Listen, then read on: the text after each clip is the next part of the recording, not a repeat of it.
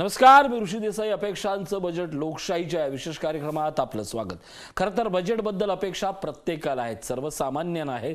यंदाचं बजेट थोडंसं वेगळं आहे. हे वेगळं असण्याचं कारण फक्त राजकारणापुरतं नाही आहे, फक्त बँकिंग सेक्टरपुरतं नाही आहे, तर तुमच्या आणि माझ्या आयुष्यात आलेला कोरोना नावाचा विषाणू सगळं काही ठप्प करून गेलाय. पण हे सगळं ठप्प करून गेल्यानंतर आता माझ्या हातात येणारा पैसा हा कसा असणार आहे? आता माझ्या हातातल्या खिशातून जाणारा पैसा हा कराच्या रूपानं जाताना हा किती पद्धतीनं जाणार आहे? या सगळ्याचा विचार आपण गांभीर्यानं करताना अनेक गोष्टी आता आपल्याला खरोखरच अर्थतज्ञांच्या माध्यमातून, सामान्य माणसाच्या जगण्यातून या समजून घ्याव्या लागतील. आणि म्हणूनच लोकशाहीचा विशेष कार्यक्रम अपेक्षांचं बजेट 2021 आज आपण याचा कर्टन रेझर करतोय आणि उद्या सकाळी 7 वाजल्यापासून याचं एक मेगा कव्हरेज करणार आहोत. लोकशाही न्यूजच्या माध्यमातून पैशाच्या प्रत्येक गोष्टीचं विवरण आम्ही तुमच्यापर्यंत पहिल्यांदाच पोहोचवतोय. अत्यंत सोप्या साध्या सरळ भाषेत आपण या सगळ्यातनं बोलणार आहोत आणि याच्यावरचा आमचा विशेष कार्यक्रम अपेक्षांचं बजेट 2021.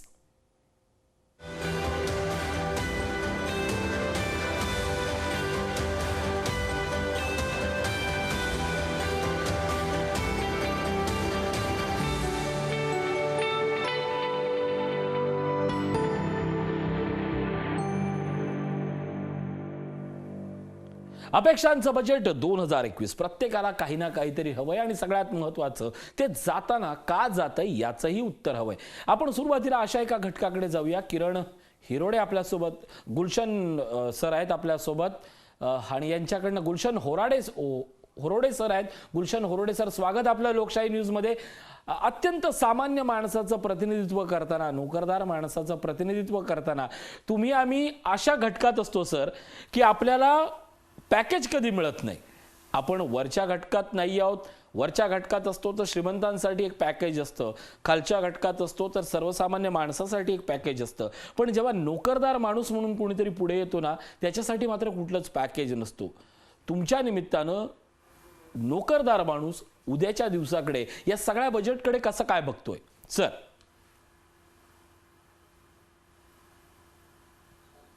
बोला. माझं असं एक्सपेक्टेशन आहे की जे काही बजेट सुरू होतोय त्या बजेटमध्ये आपल्याला कमीत कमी ऍटलीस्ट 5 लाख रुपयापर्यंत तरी टॅक्स लागला नाही पाहिजे. अगदी त्या निमित्ताने, कारण की सामान्य लोकांना याचा बरेच फायदा होईल. नक्की, अगदी ही आपली प्रामाणिक मागणी असते. पण एकूणच आलेल्या काही देशातल्या आर्थिक घडामोडी पाहता मुळात सर्वसामान्य नोकरदार वर्गाचा आज सेव्हिंग संपलेला आहे. म्हणजे त्याच्या पगारातनं तो सेव्हिंग करूच शकत नाही. आलेला पगार 5 तारीख ते 10 तारखेपल्ल्याड आतच त्याला संपवावा लागतो. सर्वसामान्य माणसाची, नोकरदार वर्गाची काय आजची आर्थिक अवस्था आहे? आर्थिक अवस्था आहे सर की या जे बजेट आहे या बजेटमध्ये ऍटलीस्ट त्यांनी की जे आपल्याला जे नंबर्स ऑफ जॉब आणि जी इंडस्ट्री आली पाहिजे त्याप्रमाणे जे बरेच लोक बेरोजगार आहे त्यांना रोजगार मिळाला पाहिजे. नक्कीच, रोजगारीचं प्रमाणही अत्यंत महत्त्वाचं आहे. पण या सगळ्याच्या निमित्तानं आणखीन एक महत्त्वाची गोष्ट मानली जाते, ती म्हणजे जॉब सिक्युरिटी आणि नवीन एकीकडे नवीन उद्योग संधी किंवा नवीन रोजगार संधी याचाही समन्वय येत नाही. अर्थात हा सगळा येतो कुठून? तर तुमची जॉब सिक्युरिटी या नावाच्या गोष्टीकडे असतात आणि जॉब सिक्युरिटी आणि त्याचं सॅलरीचा जो स्रोत असतो, या सगळ्या गोष्टीची सांगड केली जाते. आज नोकरदार वर्गाला सरकारकडनं सगळ्यात महत्त्वाचं म्हणजे कोणता आधार हवा आहे?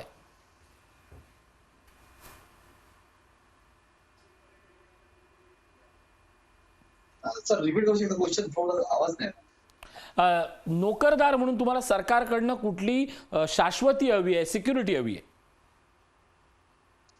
सिक्युरिटी म्हणजे जसं आपण म्हणू शकतो की सिक्युरिटी म्हणजे आज जे प्रमाणे जे लोकांना जे काढून आले जॉबवरून प्रायव्हेट सेक्टरमध्ये, जसं आज मीही पण प्रायव्हेट सेक्टरमध्ये जॉब करतोय, पण माझा जॉब तर सिक्युअर आहे कारण की मी एक चांगल्या कंपनीत काम करतोय.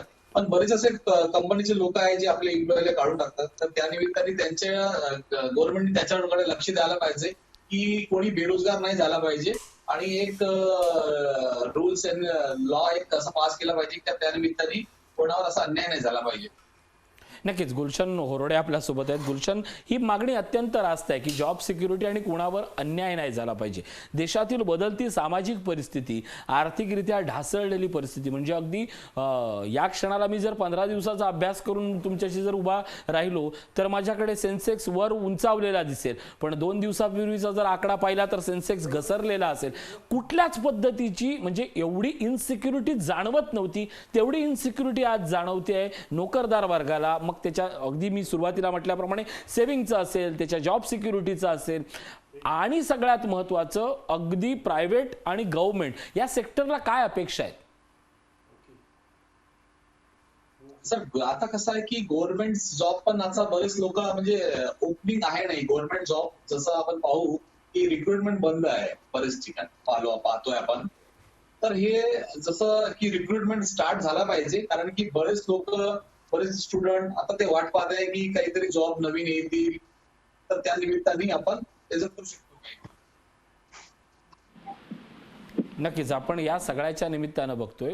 गुलशनजी, पण या सगळ्यात ज्यावेळी आपण उद्या बजेट आहे निर्मला सीतारामन यांच्याकडनं आपण ज्यावेळी अपेक्षा व्यक्त करतो तेव्हा आपण पगाराच्या बाबतीत त्याची नेहमी असलेल्या पगारात या क्षणाला मला कर नावाची गोष्ट नको आहे किंवा या क्षणाला मला सेव्हिंग आणि आजचा खर्च वाढलेला आहे याचं गुंतवणूक करण्यासाठी सामान्य नोकरदार म्हणून किंवा तुमच्या सगळ्या अधिकारी वर्गामध्ये किंवा ज्यावेळी चर्चा होते त्यावेळी कुठलं सोल्युशन हे सगळ्यात समोर येतं? माझं तर म्हणणं एकच होता की मी जे तुम्हाला सांगितलं आधी की कमीत कमी 5 लाखापर्यंत कमी टॅक्स नाही लागला पाहिजे. अगदी. कारण की आज जे आपण पाहू की एवढी महागाई वाढलेली आहे त्या निमित्ताने आपल्याला कमीत कमी 5 लाखापर्यंत इन्कम टॅक्स नाही लागला पाहिजे. त्याचा वरचं स्लॅब केलं तरी चालेल, पण मिनिमम 5 लाख रुपयांपर्यंत ऍटलीस्ट टॅक्स लागला नाही पाहिजे.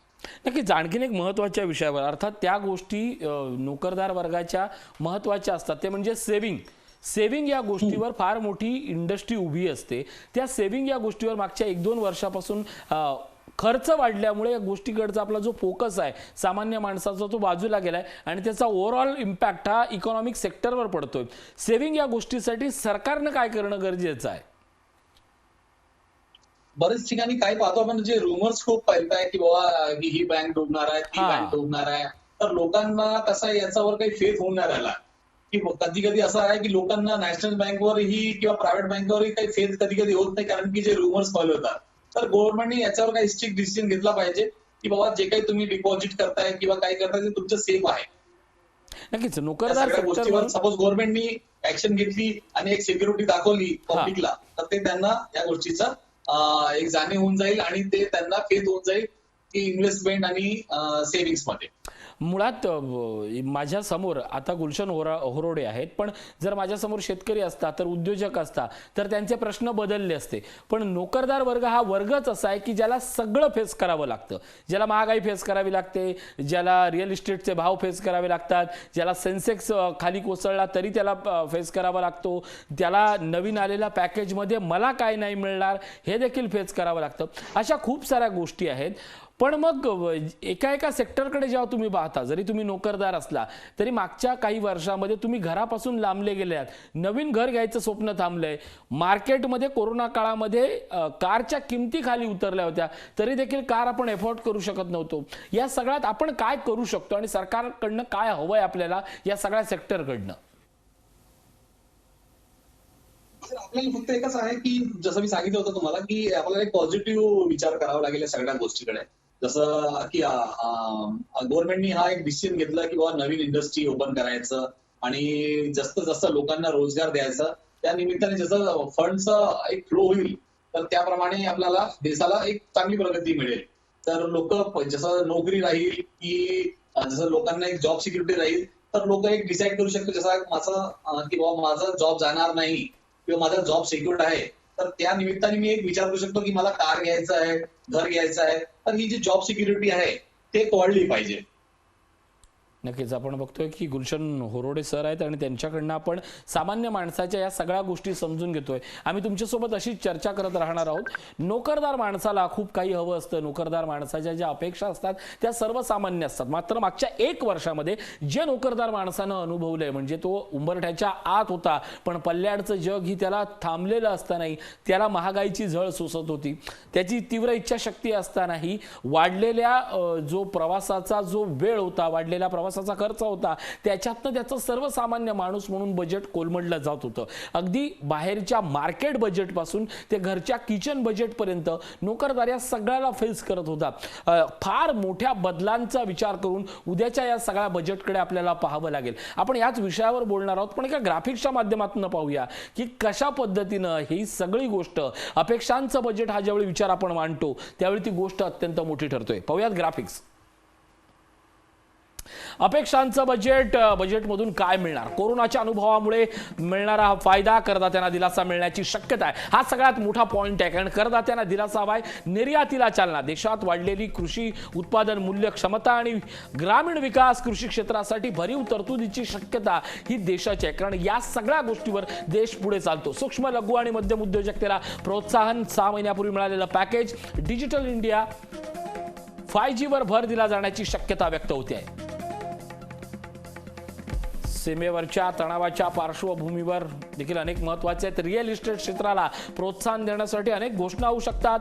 ई व्हेकल्सला चालना देण्यावर भर, पर्यावरण, पाणी, इंधन याच्यासाठी हा मुद्दा अत्यंत महत्त्वाचा आहे. अपेक्षांचं बजेट काय काय मिळणार, त्यांना उभारी देण्यासाठी विशेष घोषणांची शक्यता आहे. काही सार्वजनिक क्षेत्रातल्या खाजगीकरणाच्या धोरणांवर यावेळी विशेष होऊ शकतात.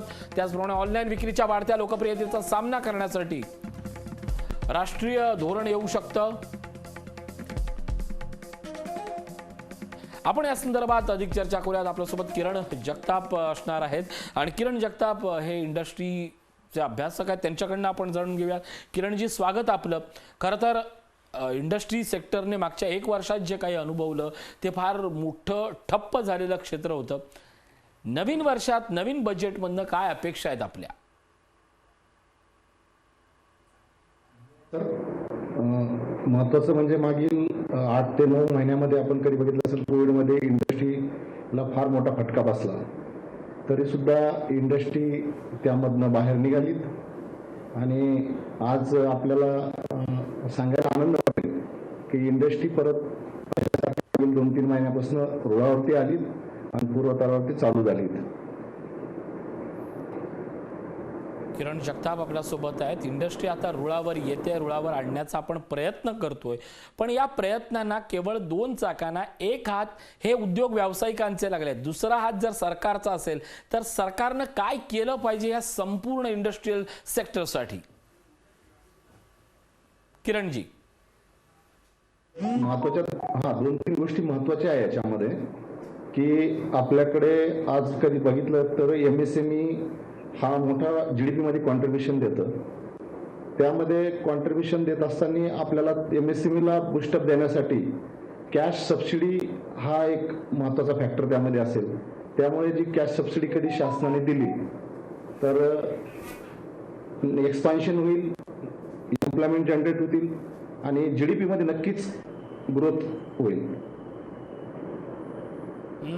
यात आणखीन एक महत्त्वाचा गोष्ट आहे की देशातल्या नेहमी इंधन दरवाढीवर जेव्हा विचार होतो तेव्हा सर्वसामान्य माणूस बोलतो, मात्र उद्योग क्षेत्र त्यावर विशेषत्वानं बोलत नाही. पण सगळ्यात जास्त फटका हा इंडस्ट्री डिपार्टमेंटला या इंधनचा होतो. आज परिस्थिती अशी निर्माण झाली आहे, केवळ इंधनच नाही आहे तर वाढीव बिलांचा प्रश्न देखील यावेळेला आपल्याला फार मोठा होऊन बसलेला आहे. या सगळ्यातनं इंधन प्रश्न हा इंडस्ट्रीला किती सगळ्यात मोठा अफेक्ट करतोय, प्रभाव पाडतोय, काय सांगाल?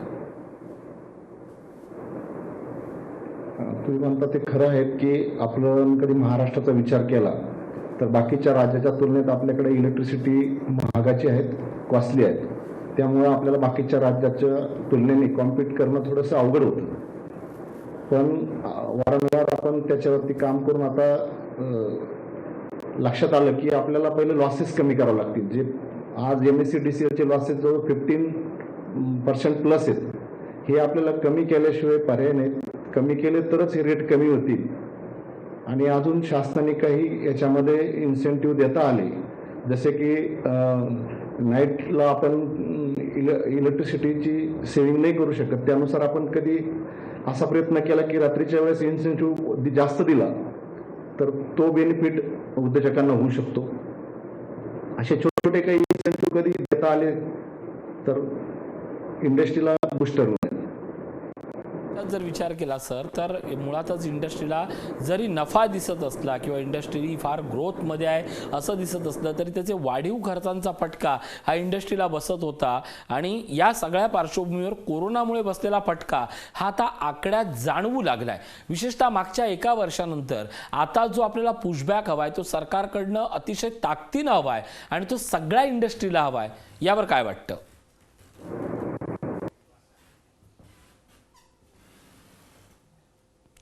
आपण या सगळ्या संदर्भात त्यांच्याशी चर्चा करतोय, पण निखिलेश सोमण आपल्यासोबत देखील असणार आहेत. निखिलेश सोमण सर कर सल्लागार म्हणून त्यांची ओळख आहे. आपण त्यांच्याशी संवाद साधणार आहोत आणि त्यांच्याकडनं जाणून घेणार आहोत की अपेक्षांचं हे बजेट नेमकं कसं असणार आहे.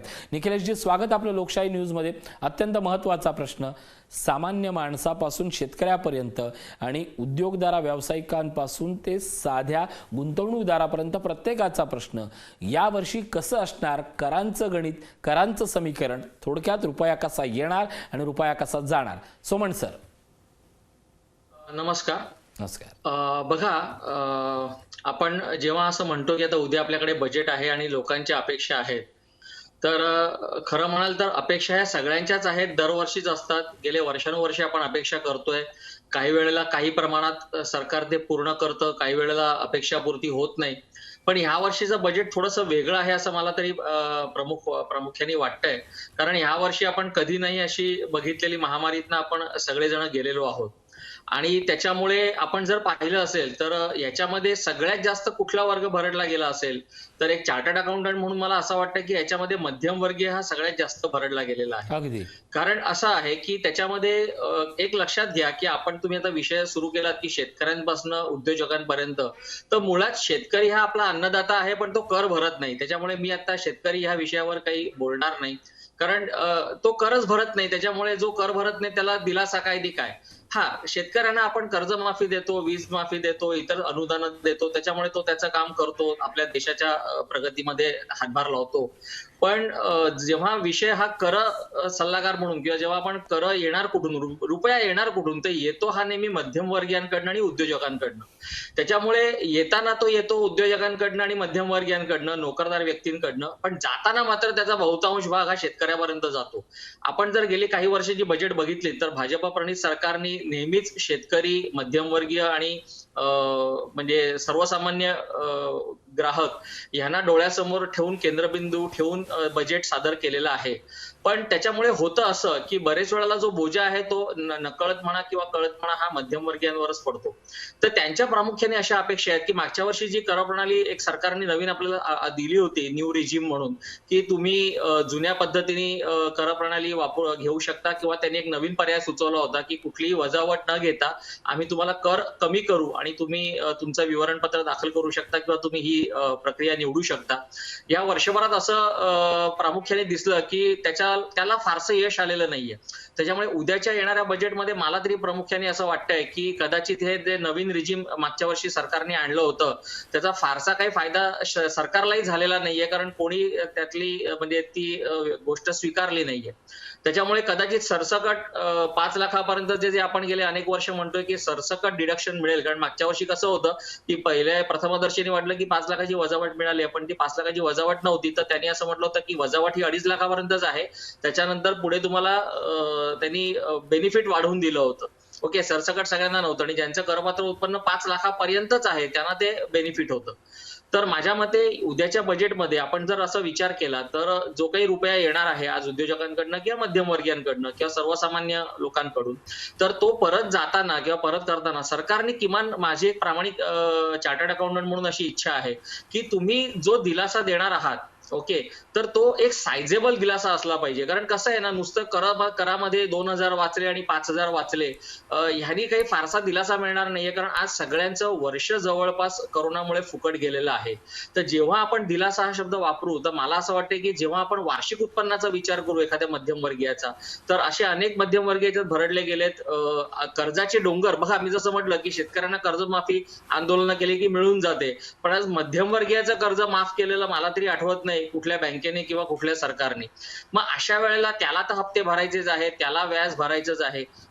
ठीक आहे, मध्ये सरकारने असं म्हटलं होतं की आपण तुम्हाला मुदतवाढ देऊ, पण मुदतवाढ दिली तरी आज मला एक मध्यमवर्गीय म्हणून मी जेव्हा कर्ज घेतो, तर मला मुदतवाढ मिळाली तरी माझ्या डोक्यावर ते कर्ज तसंच आहे. तर त्याच्यामुळे सरकारने उद्याच्या बजेटमध्ये मला तरी असं वाटतं की एक सायझेबल असा काही दिलासा द्यावा. मग तो कर रचनेमध्ये असेल किंवा मी तर असं म्हणेन की तुम्हाला बघा, शेवटी कन्झम्पशन वरती आपली इकॉनॉमी चालते. तर तुम्ही कन्झम्पशन वाढवायचं असेल तर आज आपण बघा अनेक प्रकारे आपण टॅक्सेस भरतोय. म्हणजे खरं म्हणाल तर मध्यमवर्गीय आणि उद्योजक हे अनेक प्रकारचे टॅक्सेस भरतायत. तर त्या टॅक्सेसच्या रचनेमध्ये काही बदल केला किंवा त्याचे काही प्रमाण त्यांनी कमी केलं. कारण बघा, एक चार्टर्ड अकाउंटंट म्हणून मी देखील माझ्या सगळ्या अशिलांना हा सल्ला देत असतो की आपण अगदी इमानी इतबाराने कर भरला पाहिजे. कारण आपण ह्या राष्ट्राच्या म्हणजे राष्ट्र विकासामध्ये आपण त्याचे एक भागीदार आहोत किंवा आपण आपला हात आहे त्याच्यामध्ये. त्याच्यामुळे प्रत्येक नागरिकांनी कर हा भरलाच पाहिजे, ह्या मताचा मी आहे.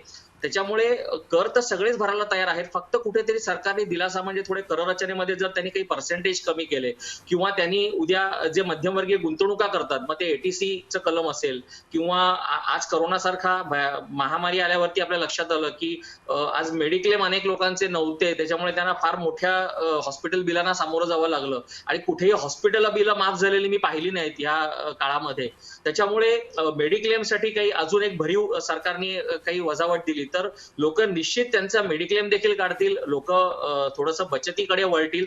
आणि एक गुंतवणूकदार म्हणून पण आज जे एकीकडे बघा सगळीकडे व्याजदर कमी होत आहेत, म्हणजे पुन्हा मध्यमवर्गीय तिथे येऊन अडकतो की तो जो काही बचत करतो त्याच्यावरही त्याला मिळणाऱ्या व्याजाचा काही फारसा म्हणजे आकडा काही तो उत्साहवर्धक नसल्यामुळे मग लोक बँकेकडे ठेवी ठेवायलाही आजकाल विचार करतात की मग मी ठेवू का नको बँकेत ठेवी.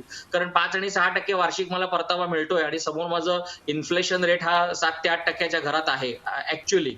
तर त्याच्यामुळे मला असं वाटतं की सरकारने उद्याच्या बजेटमध्ये हा एक प्रमुख दिलासा दिला पाहिजे की त्यांनी एटीसी मध्ये काही बेनिफिट्स वाढवावी, मेडिक्लेम मध्ये वाढवावी, स्टँडर्ड डिडक्शन त्यांनी नोकरदारांचा वाढवावं असं मी म्हणेन की त्याच्यामुळे तो एक मोठा बोजा पडतो. बघा 2 आणि 3 हजाराची काही कुठे फरक पडला म्हणजे मागच्या वर्षी आपण टॅक्स एवढा भरत होतो आणि या वर्षीच्या बजेटमुळे आपण 2,000 कमी भरणार आहोत, तर हा काही दिलासा होणार नाही माझ्या दृष्टीने जरी. तर त्याच्यामुळे निश्चित ह्याचा विचार व्हावा. आणि दुसरे एक चार्टर्ड अकाउंटंट म्हणून मी तुमच्या माध्यमातून एक असं म्हणजे सरकारपर्यंत माझं म्हणणं पोहोचवीन की आज माझ्या फॅटर्निटी मधले माझे जे सहकारी चार्टर्ड अकाउंटंट आहेत त्यांनी या कोरोना काळामध्ये त्यांनी खरं तर कोरोना योद्ध्याचं पण काम केलं होतं की अशी भयावह परिस्थिती असताना पण क्लायंटकडनं डेटा आणणं आणि मुंबईची लाईफलाईन आज रेल्वे बंद असताना आमचा स्टाफ आमच्या ऑफिसला येत नसताना देखील आम्ही वेळेवरती लोकांचे कर भरलेले आहेत, लोकांची विवरणपत्र दाखल केलेली आहेत. त्याच्यासाठी पण मला वाटतं सरकारने काहीतरी थोडी जाण ठेवून जे लोक वेळेवर कर भरतात, जे लोक वेळेवर सगळे हप्ते भरतात, अशा लोकांना काहीतरी एक सायझेबल इन्सेंटिव्ह सरकारने द्यावा असं मला प्रामुख्याने वाटतं. नक्कीच ही सगळ्यात महत्त्वाची मागणी आहे की स्वतः कर व्यावसायिक असतानाही या इंडस्ट्रीनं केलेलं काम हे एवढं मोठं होतं की जीएसटी तुलनेनं जास्त भरण्यामध्ये यंदाचा जो आकडा वाढलाय त्यामध्ये अर्थातच कर अभ्यासकांचं, करविषयक सल्लागारांचं सगळं जे धोरण होतं ते आपण मानावंच लागणार. याच विषयावर बोलतो, एक छोटासा ब्रेक घेतोय, लगेच परततोय. पाहत राहा अपेक्षांचं बजेट 2021. अपेक्षांचं बजेट, प्रत्येक माणसाच्या अपेक्षा आणि त्याच्या पदरात काय मिळणार याचं लेखाजोखा या कार्यक्रमाच्या निमित्तानं आपण उलगडतोय. ब्रेकपूर्वी आपण जाणून घेतलं की निखिलेश सोमण यांच्या शब्दातनं कर आणि कराच्या संदर्भातल्या असणाऱ्या अपेक्षा. आता आपण जाणार आहोत पुन्हा एकदा किरण जगताप यांच्याकडे, इंडस्ट्रीचे अभ्यासक आहेत. किरण, जे आपण बघितलं की प्रत्येकानं या सगळ्या मागच्या एका वर्षामध्ये खरं तर हा टप्पा असा होता ना, नफा मिळाला मात्र ज्याची गुंतवणूक असतानाही प्रचंड मोठा लॉस जर सहन केला असेल तर तो म्हणजे इंडस्ट्रीनं. इंडस्ट्री ज्यावेळी काहीच नसते म्हणजे त्याची सुरुवात होण्याच्या अगोदर त्याचा लॉस नसतो, पण एकदा एक साधं दुकान उघडलं, त्याचं शटर जरी क्लोज झालं तरी त्यानंतर मात्र येणारा हा फक्त लॉस असतो. अशा काळात मागचे 10 महिने हे किती तुम्हाला या सगळ्या बिझनेसमध्ये, सगळ्या इंडस्ट्रीला हे मागे ओढणारे ठरले आहेत? किरणजी.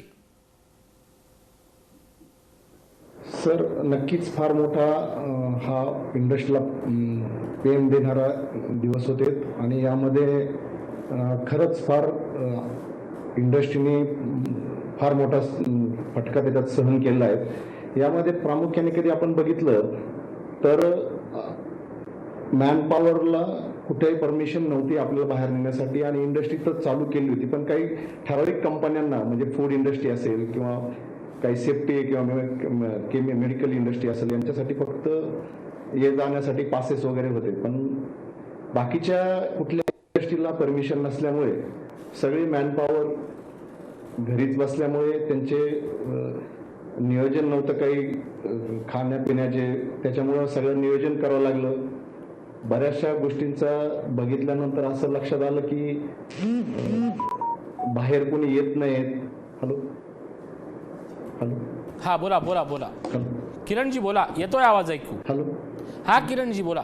हॅलो आपण किरण जगताप यांच्याशी संवाद साधतोय. किरणजी माझा आवाज येतोय तुमच्यापर्यंत?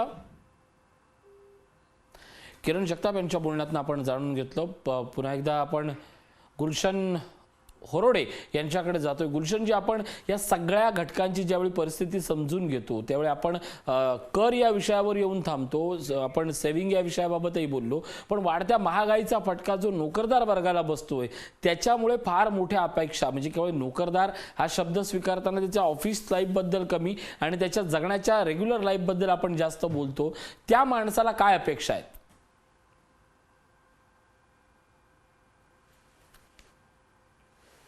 गुलशनजी.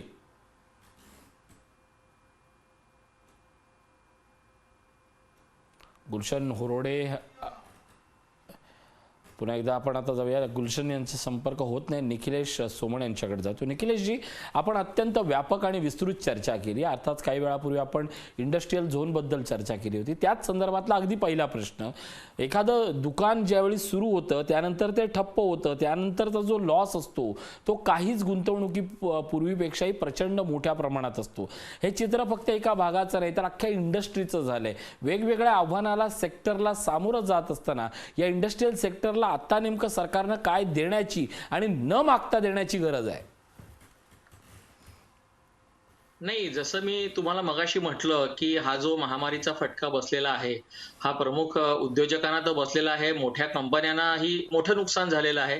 पण एमएसएमई क्षेत्राबद्दल जर बोलायचं झालं तर मला असं वाटतं की एक चार्टर्ड अकाउंटंट म्हणून मी असं म्हणेन की एमएसएमईला तुम्ही मागच्या बजेटमध्ये पण काही तरतुदी आणल्या होत्या, त्यांचं काही कंप्लायन्स थोडा कमी केला होता. बघा, आज एक चार्टर्ड अकाउंटंट म्हणून मी हे तुम्हाला सांगू इच्छितो की एमएसएमई काय किंवा एखादा चार्टर्ड अकाउंटंट काय, आम्ही देशाच्या विकासासाठी आणि देश आपला पुढे जावा यासाठी आम्ही तत्पर आहोत. आम्ही झगडत असतो, आम्ही आमची कामं वेळेवर करत असतो. पण कुठेतरी ना थोडंसं असं आता ह्या कोरोनाच्या महामारीमध्ये असंही चित्र दिसलं की म्हणजे कंप्लायन्स हा जो आम्ही आवडीने करत होतो किंवा करतोय किंवा करूच भविष्यामध्ये, पण कुठेतरी ना त्याचं ओझं वाटायला लागलं. तर मला असं वाटतंय की थोडंसं सरकारने बघा, कंप्लायन्स नको असं आम्ही कोणीच म्हणणार नाही, कारण आपण जेवढा जास्तीत जास्त कंप्लायन्स ठेवू तेवढंच आपण ट्रान्सपरन्सीकडे जातो आणि आपल्या देशाच्या आर्थिक विकासाकडे जातो. पण आता एक 2-3 तुम्हाला छोटी उदाहरणं मी देतो की आता आपल्याला टीडीएसचं रिटर्न देखील गव्हर्नमेंट आपल्याला क्वार्टरली भरायला सांगतं. तर माझं एक वैयक्तिक मत असं आहे की त्यांनी काय मोठासा फायदा होतो किंवा काय त्यातनं साधतं. मी एखाद्या माणसाचा टॅक्स कापला तर तो मी भरणारच आहे ना सरकारच्या तिजोरीमध्ये. तर त्याच्या म्हणजे काही काही कंप्लायन्सेस असे गव्हर्नमेंटनी थोडेसे, मला असं वाटतं की बरं, दुसरं असं आहे की आम्ही जेव्हा रिटर्न भरायला जातो तेव्हा अनेक वेळा ती साईटच बंद असते किंवा साईट लॉग इन होत नाही आणि अशा अनेक अडचणींना आम्हाला चार्टर्ड अकाउंटंटना पण देखील सामोरं जावं लागतं. आणि परत ड्यू डेट एक्सटेन्शनचा जेव्हा विषय येतो तेव्हा मात्र आमच्या पदरी निराशा पडते.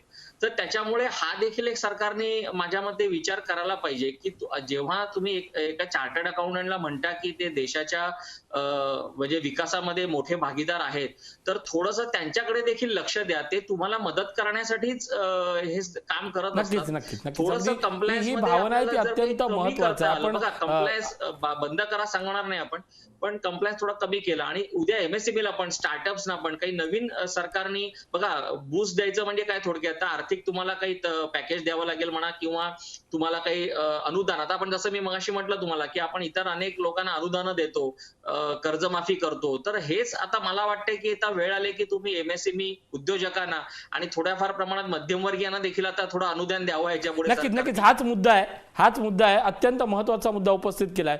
मी होरोडे सरांकडे जातोय. होरोडेजी, नोकरदारांना पॅकेज आता पहिल्यांदाच यावेळी मागण्याची वेळ निर्माण झाली आहे आणि सरकारनं स्वतःहून देण्याची वेळ निर्माण झाली आहे. काय असावं जर पॅकेज जर असेल किंवा पॅकेजच्या निमित्तानं वेगवेगळ्या योजना असतील तर नोकरदारांसाठी काय असावं? होरोडेजी. नोकरदारांसाठी जसं मी सांगितलं होतं तुम्हाला की त्यांचा एक जसं मी सांगितलं होतं की रोजगार हा एक खूप अत्यंत महत्वाचा मुद्दा आहे. आणि जे आपल्याला जे मी सांगितलं होतं की मी इंडस्ट्री आपला जे देशात आणि जे रोजगार उत्पन्न झाले पाहिजे त्या निमित्ताने गव्हर्नमेंट याच्याकडे लक्ष देणं खूप अत्यंत महत्वाचं आहे. नक्कीच. मी आताच असं हाच एक वेगळा प्रश्न घेऊन आमचे जे किरण जगताप आहेत त्यांच्याकडे जातो. किरणजी, या सगळ्याचा विचार करताना मागच्या 1 वर्षात सगळं काही ठप्प होतं, पण काही परदेशी कंपन्या होत्या त्यांच्यासाठी मात्र हा संपूर्ण देश एक गुंतवणुकीचं तेवढंच केंद्र बनत होता. ॲमेझॉनने काय केलं, फ्लिपकार्टने काय केलं, त्याच्यानंतर स्विगीनं काय केलं, यापेक्षाही टेस्लासारखी कंपनी अजूनही भारतात यायला इच्छुक आहे. भारतीय देशी कंपन्यांना बूस्टअप न मिळत असताना विदेशी कंपन्या मात्र अजूनही गुंतवणूक संधी म्हणून भारताकडे बघतायत. काय या सगळ्याला संदर्भित धरून देशी अर्थव्यवस्थेला बळकटी करण्यासाठी आता सरकारनं पावलं उचलली पाहिजेत? सर्वात महत्त्वाची गोष्ट तुम्ही विषय घेतला की बाहेरच्या कंपन्या आज औरंगाबादमध्ये यायला किंवा भारतामध्ये यायला पाहिजेत. ही खरंच मोठी गोष्ट आहे, कारण की आपल्याला कधी चायनाला कॉम्पीट करायचं असेल तर ह्या मोठ्या कंपन्या भारतामध्ये येणं गरजेचं आहे. जसं की आता तुम्ही नाव घेतलं टेस्लाला औरंगाबादला खरंच यायला त्यांनी पाहिजे, कारण की आज इथं कधी बघितलं असेल तर 7 स्टार अम्युनिटीज आज DMIC मध्ये उपलब्ध आहेत. म्हणजे रोड आहेत, वायफाय आहेत, म्हणजे गेटवरती सगळ्या सुविधा, म्हणजे ड्रेनेज असेल, ETP, STP, hard water, cold water, light, सगळ्या फॅसिलिटी आज DMIC मध्ये उपलब्ध आहेत आणि 10,000 एकर लँड आपल्याकडे उपलब्ध आहे. त्यामुळं टेस्लासारखी कंपनी कधी भारतात आली आणि ती कधी औरंगाबादमध्ये आली तर खरंच महाराष्ट्राचं फार भलं होईल आणि मोठ्या प्रमाणात रोजगार निर्मिती होईल. त्या अनुषंगाने बाकीच्या पण कंपन्या इथं येतील आणि मराठवाड्याला मोठा फायदा होईल. आणि दुसरी गोष्ट म्हणजे आज कधी या बजेटमध्ये DMIC साठी कधी काही बजेटचं प्रोव्हिजन करता आलं आणि त्यामध्येच एक्झिबिशन सेंटरला काही मदत करता आली किंवा एक्झिबिशन सेंटरसाठी काही फंड्स अलोकेट करता आले तर चांगली गोष्ट होईल. नक्कीच. एकूणच हा मुद्दा अत्यंत महत्त्वाचा आहे की एज्युकेशन सेक्टरचाही आता विचार व्हायला पाहिजे. अगदी प्राप्त परिस्थितीत डोनेशन कशा भरायचा इथपासून ते जर मी शिक्षण ऑफलाईन घेतोय तर मी त्याची फी का भरायची इथपर्यंत अनेक प्रश्न उपस्थित होत आहेत. मग एज्युकेशन सेंटर, एज्युकेशन सेक्टर हे नेमकं काय काम करणार आहे, तशा अनेक प्रश्न उपस्थित होत आहेत. अर्थात केवळ एक सेक्टर नाही तर प्रत्येक सेक्टरचा समोर येणारा विचार हा अत्यंत या क्षणाला त्याला दिलासादायकच असला पाहिजे अशी निदान आजची सर्वसामान्यांची अपेक्षा आहे, गरज आहे. याच विषयावर बोलतोय, लगेच पुन्हा परत येतोय. पाहत राहा अपेक्षांचं बजेट, लोकशाही न्यूजवर. ब्रेक नंतर स्वागत. पुन्हा एकदा आपण जाऊया. निखिलेश सोमणकर अभ्यासक आपल्यासोबत जोडले जात आहेत. निखिलेशजी, यंदाच्या वेळची अर्थसंकल्पाची चर्चा ही अत्यंत महत्त्वाची मानली जाते. म्हणजे प्रत्येक जण दुसऱ्या घटकाचा विचार नाही केला तर स्वतःच्या घटकाची उन्नती होणार नाही हे आता आपण समजून चुकलं पाहिजे. ज्या पद्धतीने तुम्ही सुरुवात केली होती, केवळ शेतकरी नाही तर आता सर्वसामान्य माणूस आणि त्याचा विचार होणं आता अर्थसंकल्पातली एक मोठी गोष्ट आहे. पण शेतकरी या विषय आला म्हणून सांगतो, आज या देशात अशी चित्र निर्माण झाली आहेत की 2 कंपन्यांसाठी सुरू असलेलं अर्थकारण हा एक मेसेज चुकीच्या पद्धतीने गेलाय. त्या मेसेजला खोडण्यासाठी, त्या मेसेजला पुन्हा एकदा प्रवाहित आणण्यासाठी उद्योग सेक्टर असेल, इंडस्ट्रियल सेक्टर असेल, सर्वसामान्य माणूस, नोकरदार असेल, या प्रत्येकाला बळ देण्यासाठी हे बजेट सरकारला फार मोठी सुवर्ण संधी आहे असं वाटतं का? बघा, एकीकडे आपण म्हटलं तर नेहमी लक्षात ठेवा की नाण्याला नेहमी 2 बाजू असतात. नाण्याची एक बाजू अशी आहे की आज मी जसं मगाशी म्हटलं होतं आपल्या ब्रेकवर जाण्यापूर्वी की आता मध्यमवर्गीय आणि नोकरदार वर्गाला सरकारने पॅकेज जाहीर करावं इतके वर्ष त्यांना कधीच पॅकेज मिळालं नाहीये. बाकी सर्व समाजातील स्तरांना आपण पॅकेज देऊन झालेलं आहे. उद्योजकांना दिलंय, शेतकऱ्यांना दिलंय. पण मध्यमवर्गीयाला अजूनपर्यंत कधी पॅकेज मिळालेलं मी तरी ऐकलं नाही. तर ते यंदाच्या बजेटमध्ये म्हणजे अर्थात ही कल्पना आहे, छान कल्पना आहे. आता ते वस्तुस्थिती होईल की नाही मला कल्पना नाही. कारण जसं मी तुम्हाला सांगितलं की नाण्याला दोन बाजू असतात. एकीकडे बघा मला एक असं कुठेतरी वाटतं की आज एक साधं तुम्हाला उदाहरण देतो की आज पेट्रोलचे भाव गगनाला भिडतायत. म्हणजे हा तर सर्वसामान्य प्रत्येकालाच प्रश्न भेडसावतोय की आणि पेट्रोल भाव वाढीमुळे नकळत त्याचा परिणाम हा सगळ्याच उद्योगधंद्यांवरती होतोय. आज ट्रान्सपोर्ट कॉस्ट वाढतेय, प्रत्येक वस्तूची किंमत वाढतेय, प्रोडक्शन कॉस्ट वाढतेय आणि मग इनडायरेक्टली त्याची सेलिंग कॉस्ट वाढल्यावरती पुन्हा कन्झम्पशन होईल नाही होईल हा एक परत चिंतेचा विषय असतो. मला असं वाटतं की कुठेतरी सरकारने, मला माहितीये ते कठीण आहे, प्रॅक्टिकली नाण्याची दुसरी बाजू असं म्हणते की ते करणं शक्य नाही, पण एक बाजू नेहमी अशी वाटते की सरकार पेट्रोल आणि ह्याच्यावरचे कर काय कमी करत नाही. कारण एवढे अवास्तव कर आहेत त्याच्यावरती. आणि आज पेट्रोलला हा विषय असा आहे की हा प्रत्येक जण कन्झ्युम करतो. ज्याच्याकडे दुचाकी आहे, चार चाकी आहे, निखिलेशजी फक्त पेट्रोल डिझेल एक महत्वाचा विषय विचारतोय. सर्वसामान्य माणसाच्या आयुष्यातला तो मोठा प्रश्न आहे आणि त्या सर्वसामान्य माणसाच्या रुपयाच्या विषयावर ही सगळी बँकिंग इंडस्ट्री उभी आहे, विशेषतः गावखेड्याच्या पतसंस्था. मागील काही वर्षात आणि विशेषतः मागच्या एका वर्षामध्ये सर्वसामान्य माणसाचं, नोकरदार माणसाचं आता इन्कम थांबलेलं आहे. इन्कम थांबलेला याचा अर्थ खर्च वाढलेला आहे आणि त्यामुळे त्याचं सेव्हिंग थांबलंय. पुढच्या खर्चांसाठी हे सेव्हिंग महत्त्वाचं असतं. तो यंदाच्या वर्षात तुफान पद्धतीनं PF कडे वळला. हा फार मोठा धोका आहे इंडस्ट्रीला. हे सगळं थांबवण्यासाठी, त्याचं सेव्हिंग वाढवण्यासाठी, त्याची सॅलरी वाढवण्यासाठी सरकार काय नेमकं करावं असं तुम्हाला वाटतं? मी तुम्हाला मगाशी सुरुवातीला पण सांगितलं की सरकारने एकतर एटीसी, आपण जे बचत आणि गुंतवणूक करण्यासाठी खरं म्हणजे एटीसीचं आपण जे बेनिफिट देतो की जे गुंतवणुकीशी निगडित असतं, मग ते आयुर्विमा असेल आणि इतर तत्सम PPF आहे वगैरे, LIC जे काय तत्सम आपण गुंतवणुका करतो, तर ते एटीसीचं बेनिफिट मला वाटतं आता सरकारने चांगलं सायझेबल वाढवलं पाहिजे, ज्याच्यातनं गुंतवणुकीला बूस्ट मिळेल. आज मध्यमवर्गीय, मी तसं म्हटलं की मी देखील कधी कधी माझ्या क्लायंटना सांगतो की अरे किती ठेवणार बँकेमध्ये पैसे, बँक तुम्हाला 5.5 आणि 6% वर्षाला व्याज देते, काय त्याच्यामध्ये तुमचं भागणार आहे. म्हणजे कर सल्लागार म्हणून माझ्या क्लायंटचं हित मला बघावंच लागतं ना. तर त्याच्यामुळे मी त्यांना इतकं सांगू इच्छितो सरकारला की कुठेतरी तुम्ही बचत जर लोकांनी पुन्हा बँकेकडे वळली पाहिजे किंवा पुन्हा तत्सम गुंतवणुका ट्रेडिशनल लोकांनी जर कराव्यात जास्तीत जास्त, तर त्यासाठी तुम्ही कर रचनेमध्ये किंवा आयकरामध्ये तशा काही तरतुदी आणा. ओव्हरऑल ही सगळी जी फॅसिलिटी आहेत किंवा या सगळ्या ज्या गोष्टी आहेत त्या कर रचनेवर फार डिपेंड आहे. अर्थात अवघा काही क्षण उरलेत, अवघे काही तास उरलेत.